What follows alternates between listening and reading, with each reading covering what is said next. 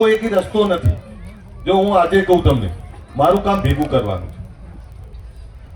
બંધારણમાં કોઈ એવું કીધું ડીજે બંધ થઈ ગયું તો ડીજે ફક્ત લગન પૂરતું એક ગામથી બીજા ગામ જવા પૂરતું બંધ થયું. ધાર્મિક પ્રસંગો નહીં આવવાના, સામાજિક મેળાવડો નહીં આવવાના. અને તમામ સમાજે બંધારણ બનાવ્યું, કોઈ એક સમાજે થોડું બનાવ્યું, દરેક સમાજે બંધારણ બનાવ્યું. પણ જે ડીજે ની કોમ્પિટિશન થતી હોય, જેના કારણે ઝઘડા થતા હોય, મહેસાણામાં હમણાં 2 દિવસ પહેલા એક છોકરો ડીજે ના ઝઘડામાં મરી ગયો. તો આની સામે તો વાત મૂકવી પડે ને આપણે. એટલે જે યુવાનો છે, જે દીકરાઓ છે, એ આપણા છે, મારા છે. મને સમાજમાં કોઈની પર પણ કાર્યવાહી થાય બિલકુલ ના ગમે, પણ સમાજ મારી બાપ છે. હું એ સમાજથી છું ભાઈ. આ સમાજ તમે બધા છો તો મને કોઈક બોલાવે છે, મને બાજુવાળો ના બોલાવે.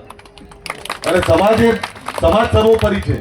એટલે જ્યારે સમાજના લાખો લોકો ભેગાથી કોઈ નિર્ણય કરે તેનું પાલન કરવું અલ્પેશ ઠાકોરની જવાબદારી છે, જ્ઞાનીબેનની જવાબદારી છે અને તમામની જવાબદારી.